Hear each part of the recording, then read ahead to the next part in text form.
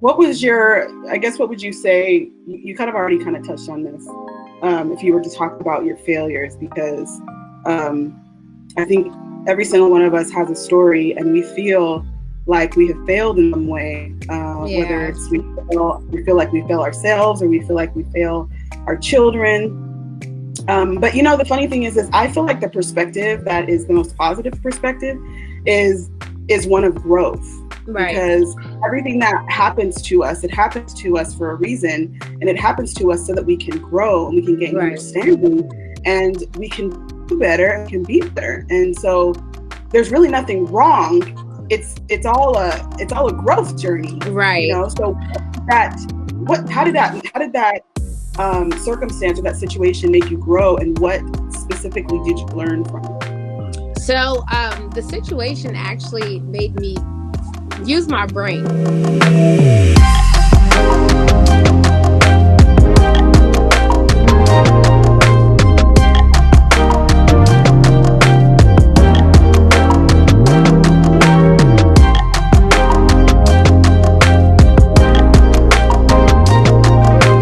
This is funny to me. Oh man. Okay. There you are. I'm like, what is going on? Okay. That is so funny, girl. This is hilarious. I love this. And I have missed this so much. I really have. I'm so grateful to be back doing what I really love to do. And this is connecting with beautiful people and beautiful souls who are doing awesome things on the planet and affecting people's lives in such a major way. And that's what you're doing. And I'm so excited to be talking to you tonight. Yes. Or today. Tonight in the East Coast, right? Right. Was the inauguration over there close to where you are? So it's about, I want to say maybe 8 hours away. Oh, okay. Yeah, they're in Washington. So it was in Washington. Mm-hmm. That's right. So I don't know what I was thinking about. Yeah. But girl, Addie Niles. We got Addie Niles today. I'm so excited. I've already kind of went on the rundown for you. Said everything, and then when you didn't show up, I was like,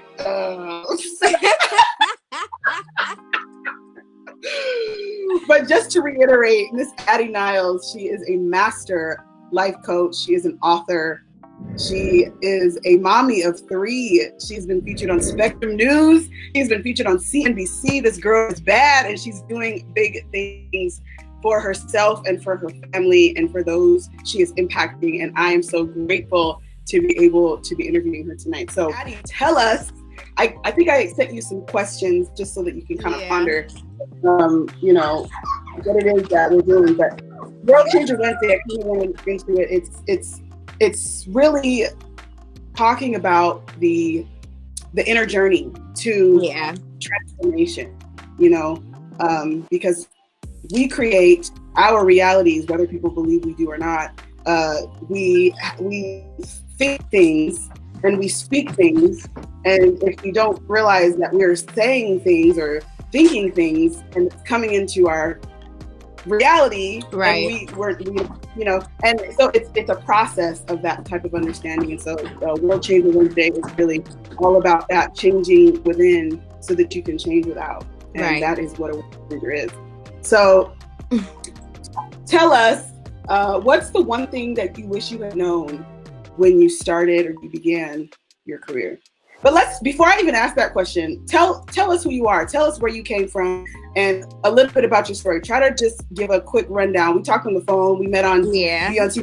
That's how I met Miss Addie Niles. We were at boot camp together, a Be on TV boot camp, because both of us was doing our thing, getting on these live television spots. So Addie is already doing the thing, and so she has some awesome things to share. Tell us about yourself and just what you feel comfortable sharing. Okay. So I again, Adonijah Niles. I go by Addie. I had literally like a roller coaster filled life. There were a lot of ups and downs, a lot of turns and twists all throughout life. One of the major things that kind of impacted me was when I was incarcerated. I was incarcerated for about a year due to a relationship that I was in, kind of led me down the wrong path and involved me in some things that I was unaware of.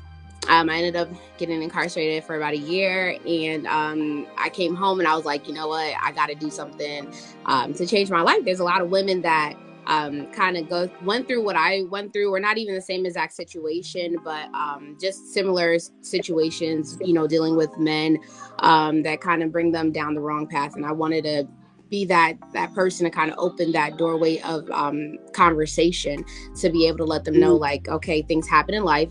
Doesn't mean that it stops there. Your life still continues to go on, and you don't have to be stuck where you were to get to where you want to be. So that's a little bit about me. I know that's right. So what was the inspiration behind your book, Mommy, I Need You?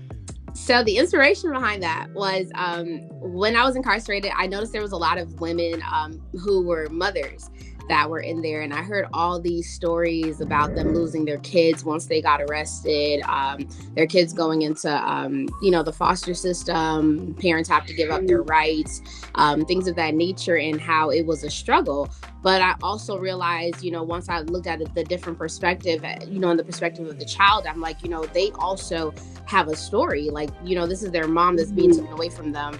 I was 19 and my daughter was 3 years old when I got incarcerated. So I also looked at the situation from my standpoint too. Like, my daughter needed me at that time to be home and with her.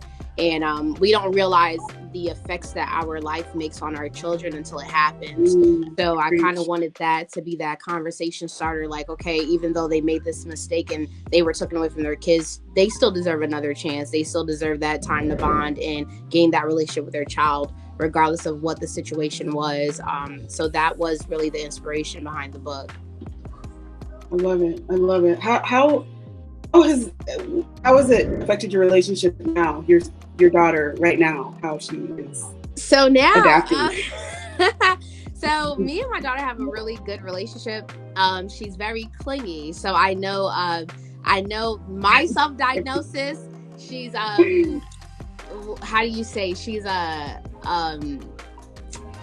is that word?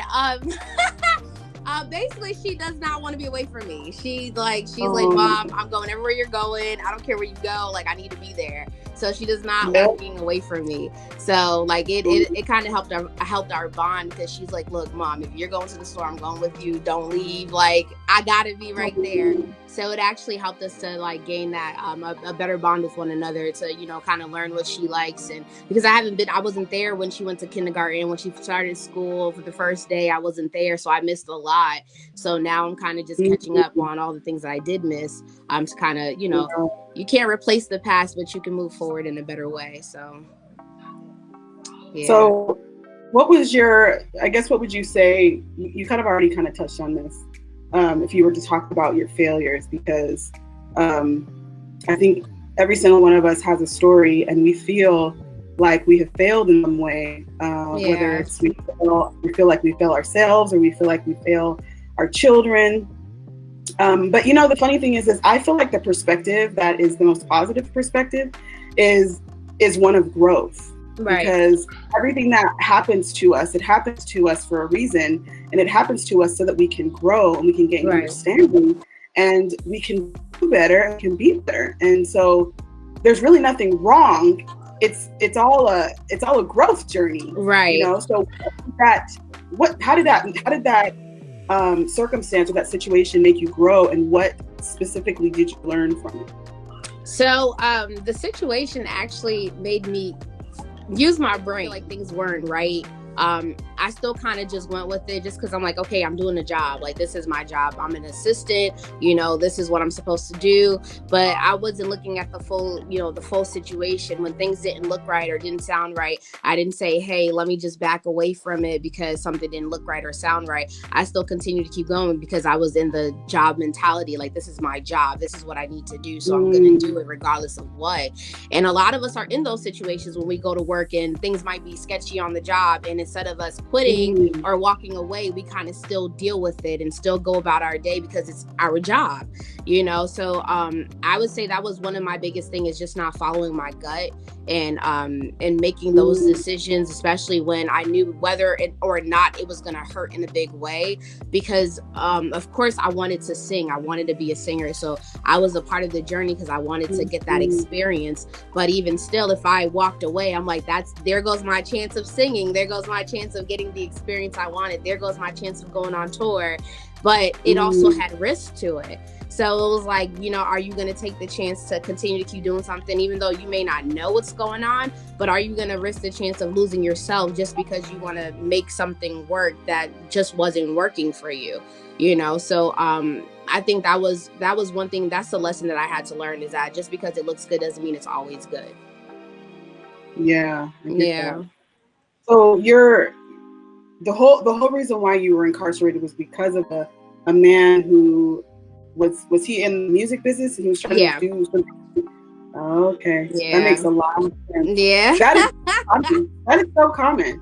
It's always these, you know, and I'm not going to say it's always these, like I'm bashing it, because I'm not saying that. But, you know, I talk about on the video with the one I was introducing you on, I was talking about self-worth. Right. And I was talking about how growing up as a little Black girl, I didn't have a lot of it. I don't even remember if I had really any. You know, I had as much as my parents had for themselves that they gave to me, but you know, because of the generational conditioning that most of us have, it is very difficult for us to walk with self-worth, walk with our head held high. Absolutely. And so we will end up taking things that, you know, will not serve us in the end because we think that that's all we deserve, you know? And so I think I am an advocate, probably number one advocate for what is called self-worth, because that's all there is. That is all there is. And if you don't love yourself, if you don't have that worth and that value within, then you're going to make a lot of mistakes that had you had that worth, then it would be a different thing. But at the same time, you feel me? Right. So tell us about that journey, like from the beginning of that, like what transpired? How was that something that? So sorry, oh no, you're fine. So basically in the beginning, you know, my friend of mine heard me sing and he was like, hey, you know, I want to introduce you to somebody that is in the music industry. They go to the studio all the time. And I'm like, okay, cool, you know. So of course, you know, they sent over the security guard or the bouncer or whatever you want to call him, you know, in his big black truck, you know, windows tinted. So I'm like, okay, you know, this is high profile. Like they got the windows, they got the Escalade going. So I'm like, okay, so this got to be a legit situation. You know, I went to the studio. There was some known faces. I can't say who was there because, you know, disclosures and things of that nature. I don't want to put nobody out there. But there were some, you know, known celebrities there. And I'm like, okay, cool. Like, you know, this seems legit. It seems like everything is right. You know, initially I auditioned, you know, sung them a song that I wrote and they were like, okay, cool. Sounds great. But it wasn't like, oh, like, yeah, we want her to sing with us. It was just like, oh, okay, you got a voice, you know? And then they offered me a position as an assistant, like, okay, well, you do assistant work. Well, how would you like to go on tour with us and, you know, do some assistant work? So I was like, okay, cool. Like, even if I don't get my opportunity to sing, I still get an opportunity. And somewhere in the middle, I may still get the opportunity to sing, which I did. But when everything kind of like went forward, you know, me and the main artist started dating, and he was like probably 20, 30 years older than me. I was like 19, he was like 49. So so I was, you know, we were dating, things seemed okay, but then, you know, he had these groupies coming around, and here I am thinking, you know, as his girl, that he would have this respect for me, that they would know not to cross that line. So initially when the girls would come around, of course, you know, any female's gonna make a face like, who's that? Like, why is she over there messing with my man? You know, he felt offended by that. So it got to the point where we were at a studio. This girl came and told him like, oh, I don't know why she's looking at me like that. Like, I feel a little bit odd. And I'm like, if anybody should be odd, it should be me as his woman, that feels some type of way because you're pressing against the man that I'm supposed to be with. And then, oh, sorry, someone called. And then he took that moment and he slapped me in front of everybody. And I'm like, are you kidding me? Like, I didn't even expect it. It was just so random. And then he was like, well, because I did this to you once, there's no guarantee that I won't do it again. And I was just like, oh my gosh, like, this is crazy. So, sorry, my daughter just came. So I was just like, I'm sorry, because I thought all of this was going to be handled before I got on. I'm sorry. Okay. But yeah, so basically we ended up going and we ended up going like down south to like Florida, and you know, as we were traveling, it just got worse. Like, the hitting kept coming, you know, the abuse just kept going. It was the you know, degrading for me. Like, he just kept on degrading me left and right in front of everybody, and it got to the point that I was just like, I can't do this anymore. Like, even though, you know, I felt like it was love. Again, when you talk about self-worth, that's where I was at. I didn't have any, you know, at that point, it was like, I'm done. Like, you know, I'm just going to stay, because he had my phone, he had my money. There was no escaping for me. And I didn't have you know, I wasn't able to call home. Couldn't say, hey mom, can you guys like send some money for me to come get me, because I'm stuck. Like, he was one of those guys that if I did something the wrong way, he would literally leave me stranded in a place with no money, no way to get home. And I didn't want to be in that position. So I continued to stay just to survive, you know, and it got worse until the point that we got arrested. And I always say I thank God for that, because if I never got arrested at that moment, I probably would have still been with him. You know, once I got incarcerated, I found out I was pregnant by him.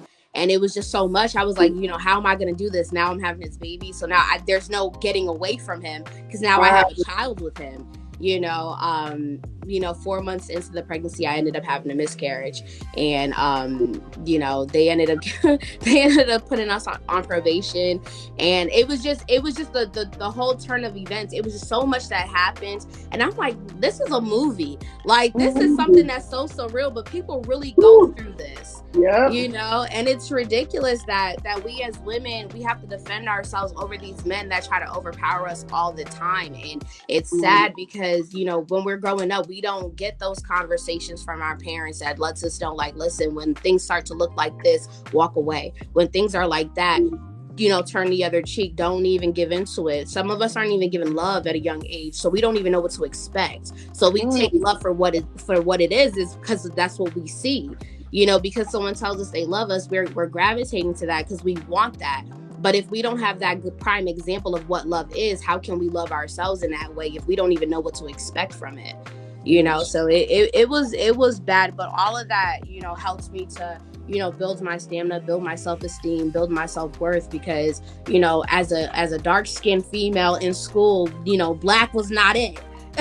No one wanted to see a dark-skinned girl, you know, so to have to deal with the bullying all the time, and, you know, people constantly attacking you over your skin color, it became a lot, you know, and it's just years of, you know, antagonization, people constantly coming after you. You start to give up, like, you know what, I'm not meant for nothing. No one's ever gonna love me, because I can't even give myself that, because I don't know how to expect it or receive it.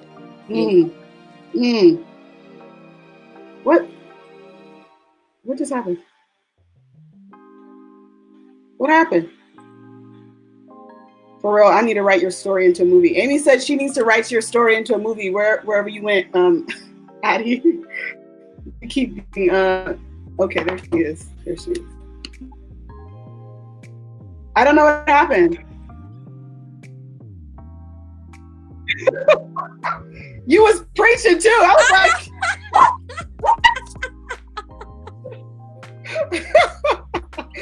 oh my God. You ain't never lied though. You ain't never lied. That's that is such a powerful statement you just made, you know, when we are coming into this knowledge of self, right, and understanding who we are, our worth and our value.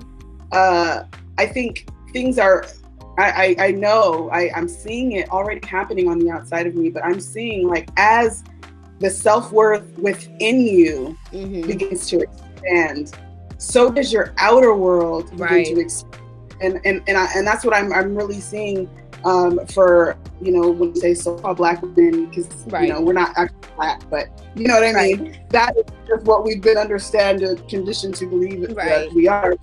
I just know that that level of self-worth is going to transform the planet within us, because we have such a strong history and DNA and within us, and I believe that is something that is going to bring huge transformation for many of us as women too, you know, because we're all connected. Every shade of skin color, we are all connected.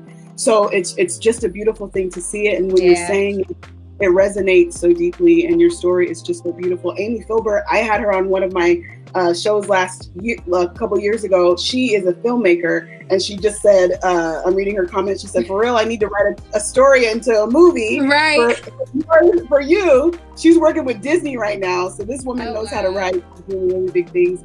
So yeah, we'll definitely have to connect with you. She said, oh my God, I can't even type.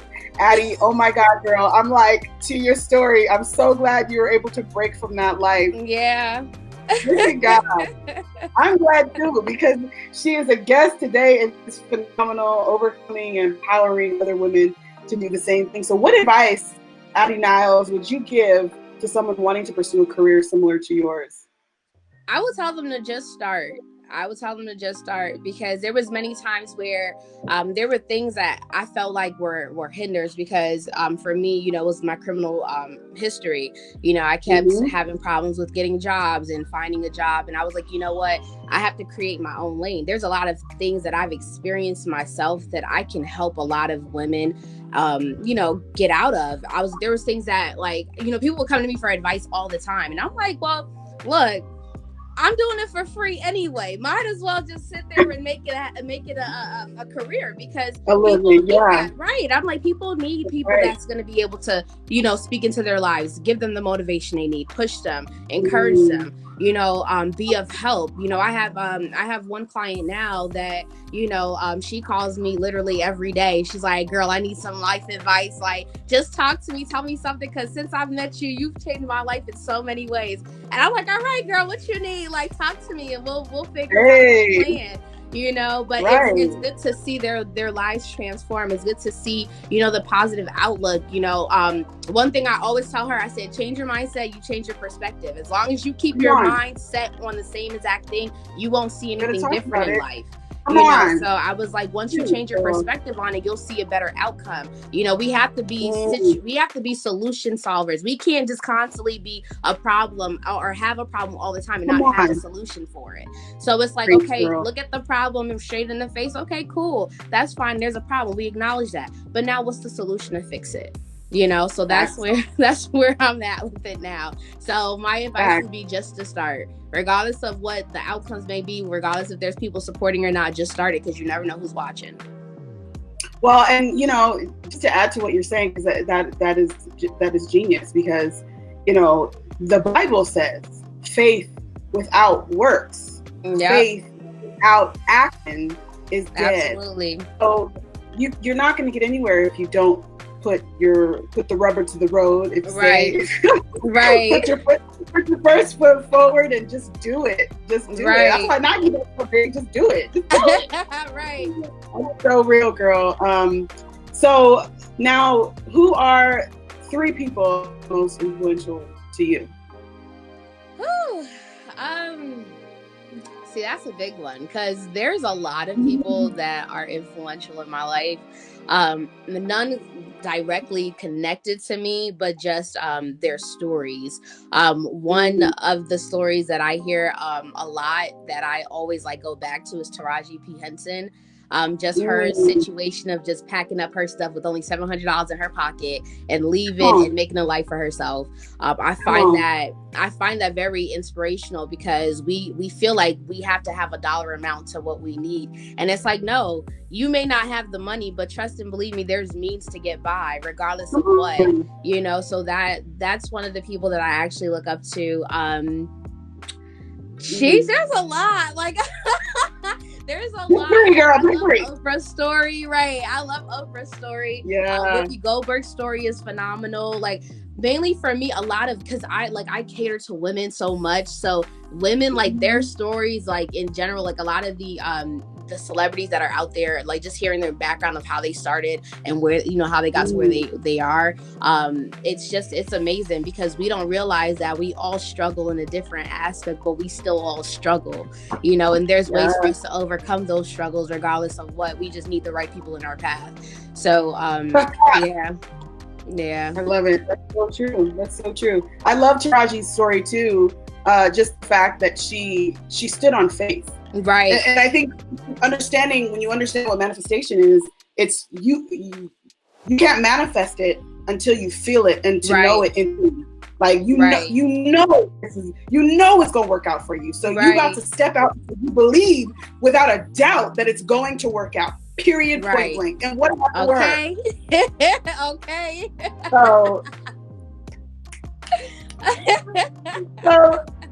So my next question for you, Addie, is who or what is the one common myth about your profession or field that you want to debunk? So when it comes to, so it depends on which profession we're talking about. If it comes to being an author, one thing is that it takes months to write a book. That is not true. That is not true at all. I wrote my first book within 2 weeks. 2 weeks. And it's not hard. The thing that we face is writer's block. So when we don't know what to write, we get stuck. But one thing that I had to learn was that, you know, as long as you know what it is you want to write, before you actually start writing, create that outline. You know what it is that you want to put in the book. Start with something that's very dear to your heart, that you really care about, because you're going to put your passion into it. Once you put your passion into it, you're going to put the writing to it. You're going to find things to write about it. You know, as long as you have that idea in your head, you'll be able to finish a book. And it doesn't take long. You can take 30 minutes a day. You know, you can take times when there's commercials on TV to write. As long as you're doing what you need to do in the moments that you have free time, you can write a book within a couple of days. It doesn't necessarily have to take 6 months, 3 months, 5 months, a year. You know, it literally can take you 30 days and you'll be able to finish your book. You know, and a book doesn't have to be long neither. It doesn't have to be over 100 pages. You could do 24 pages and you'll have so much in that 24 pages that you wrote just enough for somebody to need. You know? Better talk about it. Right. So I'm going to put a plug in for your book right now, because your book is phenomenal. It's a book of poems. It's available on Amazon right now. You can go get it. It is But Mommy, I Need You. You can look it up by Miss it'll Adonijah Niles, right? It says Adonijah Niles. I got the book, love the poems. You know, Addie, it's so funny because it's exactly what you said. It doesn't have to take long. And I think that we have this mental state in our mind. We think that everything is going to be a long process, and a long journey. So it completely discourages us from even starting, because we're like, oh, this is going to be long. I'm not even going to be able to do this. And I had to do the same thing. I had to remove the writer's block. You know, when I wrote my book, like I had the whole imposter syndrome the whole time. Right. Like, who am I writing this book? Why am I writing this book? Like, no one's even gonna read it. Like, I forgot who I was. I forgot how powerful I was. I forgot that I have a message to share. I forgot that what I did was important too. I forgot that I mattered. Shoot, that I have value. That my story matters too. So whatever the story is, whoever the person is writing the story, your story matters. And that's what Addie is trying to tell you. Your story matters, and it doesn't have to take a long time. It doesn't have to be long to run out. Just do it, right? I love it. This is the last question I have, because we've already been over time, but I really try to respect people's time, because we can talk forever. I could be on this live talking for another hour just because I love talking to people. That's just who I am. But so let me see which question I love the most. So there are a ton of you would call them life coaches out there, Mm-hmm. people who are wanting to help other people, because that's just, sometimes a part of who we are as light workers. We are Right. wanting to help as many people as possible. So tell us what sets you apart. Why does somebody want to work with Miss Addie Niles? Because I love people. So I'm a stickler. I am like, people call me Giggles because I literally laugh at everything. But that is just my way of getting through life. I see situations that are hard, but I laugh through them because I'm like, at the end of the day, it's about your perspective. How do you see that?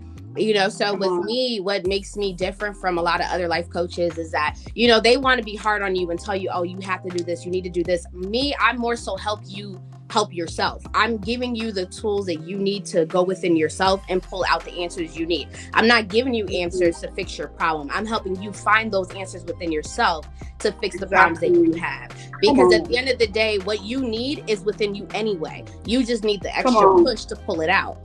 So my thing is to just encourage, motivate them, and push them to find the answers within themselves so that they can ask themselves those questions. What's wrong with me? What do I need to do? What things are planned for me? What is my purpose? What is it that I'm set on this earth to do? How am I supposed to help those around me? And once you find those answers within yourself, because you're the only one that knows that answer, once you find those answers within yourself, you'll find your life purpose. You'll figure out a goal and be able to succeed in it because you know what you want. So I want to be able to be there to help them, kind of guide them through that journey so that they have someone along their side, like an accountability partner that can push them and coach them, even when they fall or they feel like, oh, this is too much, I can't do it. I'm here to help you, uplift you, and push you to keep going. Because at the end of the day, I was that same person. I was that person that needed that extra push, and I didn't have it when I needed it. So I had to find it within myself to be able to push myself to the limits that I knew that I can go without overexerting myself. Once I was able to conquer that, I'm like, okay, cool, then anybody could do this. Because the answer is within you already. You just have to pull it out. So that's what sets me apart. I love it. I love it. So where can people find you if they want to get some counseling from you? I have your link up in here for the book, and I'm going to post it. I'm posted it again. For some reason, the picture that you had sent me, I didn't see it. It didn't come through again. And I put it in the video. Yeah. But then somewhere it got lost, so I'm just gonna have to put it up in here again and I'll put it in the comments so that people can just click on the link and go there. And see and buy the book because it's phenomenal. It's a book of poems and just heartfelt, powerful, raw, authentic, real. This was so awesome, Addie. I really, really thank you so much for your time. I thank you. I love this. Like this is the kind of dialogue that I love. I love being able to just connect and share your raw story and what you're doing to help people and you help yourself. So I wish you all of the best because you are I appreciate it. Going places, big places. Like man, you have your CNBC interview? I do. It was a written interview, but I have the link for it. Oh, okay, gotcha. Yeah. Perfect. So everybody, if you are still watching this video, that means that you got something out of it. So if you got something out of this live, please share it to your groups, share it on YouTube, share it on Facebook, share it wherever that someone else can be encouraged by Miss Addie Niles Story, and go support Addie. She is doing phenomenal things as an author, master life coach. She is in it to win it. And she is doing that, overcoming for sure. You are amazing. Congratulations to you. I'm reading some of the comments. Congratulations to you both for accomplishing your dreams. Miss Amy says that. She is the Disney film writer. Thank you, Amy. And my sister said, I love this. My sister Jasmine logged on. Thank you guys so much for tuning in for the season 2 premiere of World Changer Wednesdays. There is so much more to come. Next week, I've got another special guest. I'm not going to say her name yet because she is going to be on the marketing video, the next one that I come out with. And you guys can see the replay of Addie's story, and I'm going to post it into my Facebook group. And on YouTube, it'll also be streaming there, so you guys can continue to replay it and share it. So, Addie, again, thank you so much for joining me. So great to have you, and we will connect again soon for sure. Definitely. All right, you guys have a good night. Good night. Bye. Take care. Bye.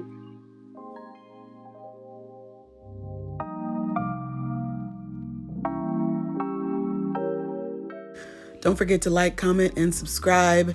Make sure you hit that bell button for notifications and click that like button because it tells YouTube that this is a good video and other people should watch it. So I thank you guys so much for watching. Have a great evening, and I'll see you next week.